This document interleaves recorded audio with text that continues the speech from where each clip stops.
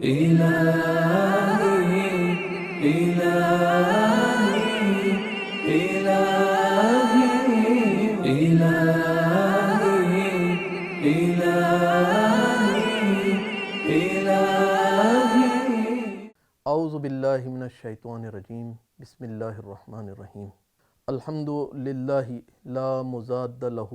فی ملکہ ولا منازع لہ فی امرہ الحمد للہ لا شریک لہ فی خلقہ ولا شبیہ لہ فی عظمتہ۔ دعا افتتاح یہ فقرات اس حوالے سے بہت اہم کہ اپنے اندر بہت سارے معارف کو لیے ہوئے خدا کی معرفت اور خدا کی شناخت کے حوالے سے ان فقروں میں گفتگو ہو رہی ہے، اور انسان کی زندگی کا ہدف بھی یہی ہے کہ اپنے رب کو پہچانے، اور اسی حوالے سے دعا افتتاح کے یہ فقرات بیان کر رہے ہیں۔ پروردگار تیری حمد ہے، تمام تعریفیں تیرے ہی لیے ہیں، لا مضاد لہ فی ملکہ، تیری سلطنت میں کوئی تیرا حریف نہیں ہے، ولا منازع لہ فی امرہ، اور کوئی بھی نہیں ہے کہ جو تیرے حکم میں تجھ سے نزاع کرے۔ یہ دو اہم صفات اس حوالے سے کہ پروردگار عالم مملکت میں وحدہ لا شریک ہے اور اس کا کوئی شبیہ نہیں ہے، جیسا کہ آنے والے دو فقروں میں اسی بات کی طرف اشارہ کیا گیا ہے، لا شریک فی خلقہ ولا شبیہ لہ فی عظمتہ۔ ان دونوں فقروں کو اگر دیکھا جائے اور اوپر کے دو فقروں کو دیکھا جائے تو یہ دونوں فقرے اوپر کے دو فقروں کے لیے دلیل بن رہے ہیں کہ پروردگار کا کوئی حریف نہیں ہے، اور پروردگار کے امر میں کسی کے لیے بھی مخالفت یا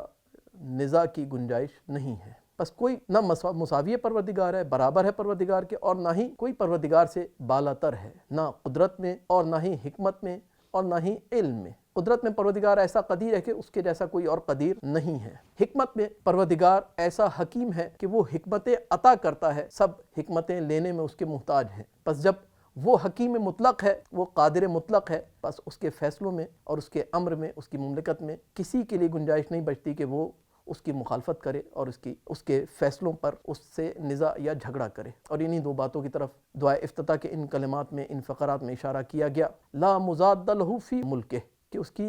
ملکیت میں، اس کے ملک میں، اس کی سلطنت میں کوئی اس کا حریف نہیں ہے، ولا منازع لہ فی امرہ، اور نہ ہی کوئی اس کے حکم میں اس سے کوئی جھگڑا کرنے والا ہے۔ اور پھر اس کے بعد لا شریک فی خلقہ، کیوں نہیں ہے؟ کیونکہ کوئی مخلوق میں اس کا شریک نہیں ہے۔ اور یہ جملہ اپنے اندر بہت سارے مطالب کو لیے ہوئے کہ امام ہمیں کہاں پہنچانا چاہ رہے ہیں کہ شرک وہ عظیم گناہ ہے کہ جس کے حوالے سے قرآن میں جا بجا انسانوں کو اس بات کی طرف متوجہ کیا گیا ہے کہ انسان پروردگار ہر گناہ کو معاف کر دے گا، ہر کوتاہی کو معاف کر سکتا ہے، ہر تقصیر، ہر خطا کو معاف کر سکتا ہے، لیکن شرک ایسا گناہ ہے کہ اس سے پروردگار درگزر نہیں کرے گا۔ اور پھر اس حوالے سے اگر دیکھا جائے کہ شرک کیسی بیماری ہے کہ انسان کی روح کو منہدم کر دیتی ہے، اور دعا افتتاح میں معصوم نے ہماری رہنمائی اسی طرف کی کہ ہم اس بات کا اقرار کر رہے ہیں کہ لا شریک فی خلقہ، پروردگار میں تیری بارگاہ میں تیرے ہادیوں کی رہنمائی کے ذریعے سے، تیرے لطف اور کرم کے ذریعے سے اس حقیقت کو پا چکا ہوں کہ کوئی بھی تیرا شریک نہیں ہے۔ اپنے لطف اور اپنے کرم سے اور اپنے رحمت کے سائے تلے لے کر اپنے فضل سے مجھے شرک جیسی بیماری سے محفوظ رکھا۔ اور شرک ایسی بیماری ہے کہ امام حسین علیہ السلام دعائے عرفہ کے اندر جب اپنے معبود کا شکر ادا کرتے ہیں تو ان بہت ساری نعمتوں کا تذکرہ کرتے ہیں، اور نعمتوں کے تذکرے کے ساتھ ساتھ شکر ادا کرتے ہیں۔ ان میں سے ایک نعمت جس کا تذکرہ امام حسین نے کیا کہ پروردگار میں تیرا شکر گزار ہوں کہ تو نے میرے وجود کو اس وقت دنیا میں بھیجا دنیا سے شرک کی جڑیں اکھاڑی جا چکی تھی،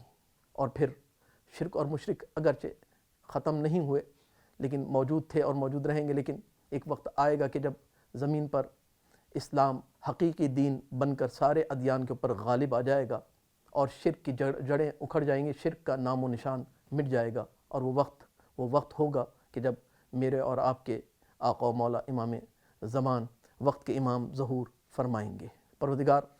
ہمیں اس قابل بنا دے کہ ہم اپنے وقت کے امام کی نصرت کر سکیں، اور ہم اپنے وقت کے امام کی نقل کی گئی دعا سے تیری حقیقی معرفت حاصل کر سکیں، اور جو الفاظ آج ہم اپنی زبان سے ادا کر رہے ہیں پروردگار